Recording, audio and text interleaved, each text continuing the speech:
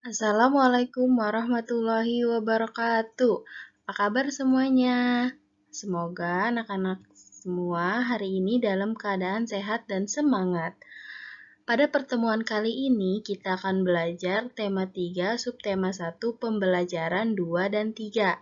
Nah, sebelum pembelajaran dimulai, alangkah baiknya kita berdoa terlebih dahulu ya, agar diberi kemudahan dalam belajar. Berdoa mulai.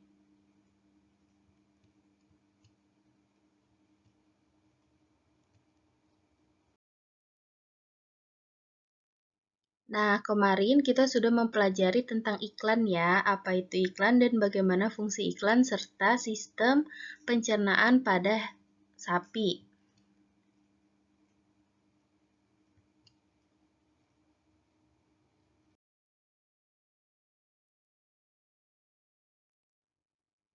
Hari ini kita akan belajar tentang sistem pencernaan pada manusia.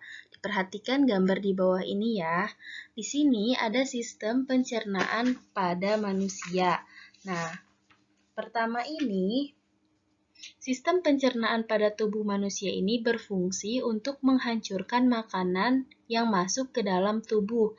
Nah, makanan ini kan semula itu dalam bentuk kasar, kemudian dapat berubah menjadi bentuk yang lebih halus dengan bantuan gigi dan enzim.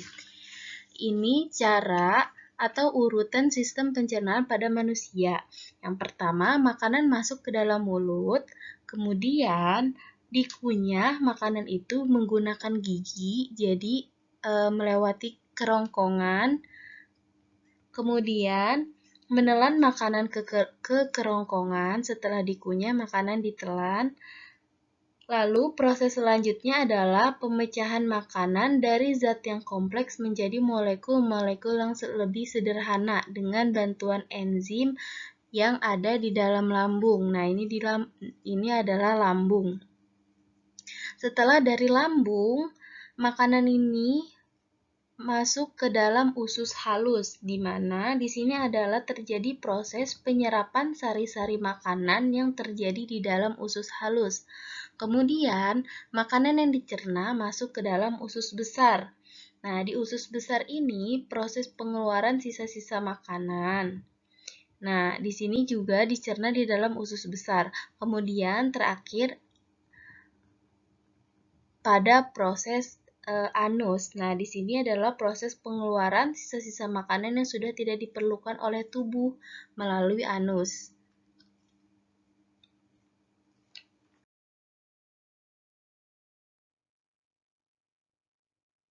Jadi, ini adalah sistem pencernaan makanan pada manusia. Nah, sistem pencernaan pada manusia juga berfungsi untuk membuang sisa-sisa makanan yang sudah tidak diperlukan bagi tubuh. Jadi, yang diperlukan bagi tubuh itu dijadikan energi. Nah, masih ingatkah kalian tentang lagu bertangga nada mayor dan lagu bertangga nada minor? Nah, kemudian kalian bisa menuliskan ya ciri-ciri lagu pada tangga nada mayor dan minor.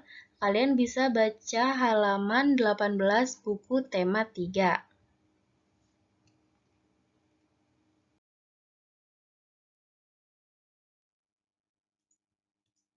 Nah, diperhatikan gambar berikut ini. Kita telah mempelajari keberagaman yang ada di Indonesia. Indonesia itu sangat beragam ya.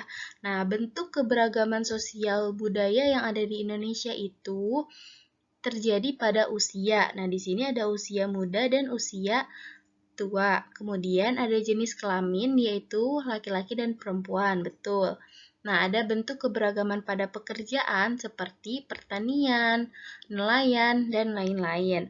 Nah, untuk budaya itu ada adat istiadat, tari-tarian, dan lain-lain. Kemudian pada agama. Nah, keberagaman yang ada pada agama di Indonesia ini sangat beragam. Ada agama Islam, Kristen, Konghucu, dan masih banyak lainnya.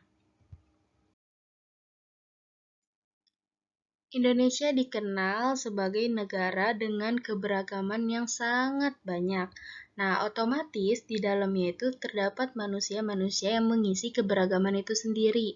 Nah, manusia ini disebut sebagai makhluk sosial, manusia yang membutuhkan orang lain. Nah, manusia ini pasti melakukan yang namanya interaksi sosial.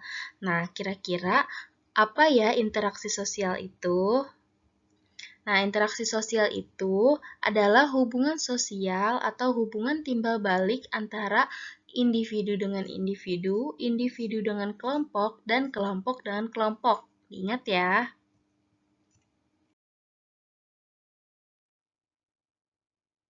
Nah, di sini ada bentuk-bentuk interaksi sosial yang sudah dijelaskan tadi. Ada individu dengan individu, ini seperti satu orang dengan satu orang. Nah, saling berinteraksi, saling komunikasi.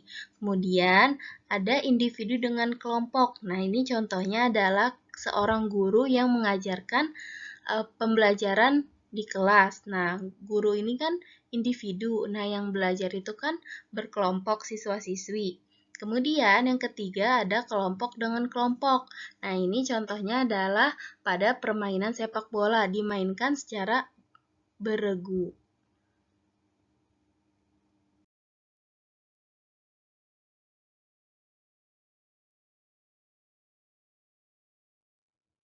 Nah, sekian penjelasan dari Umi. Kurang lebihnya mohon maaf. Terima kasih. Semoga bermanfaat. Wassalamualaikum warahmatullahi wabarakatuh.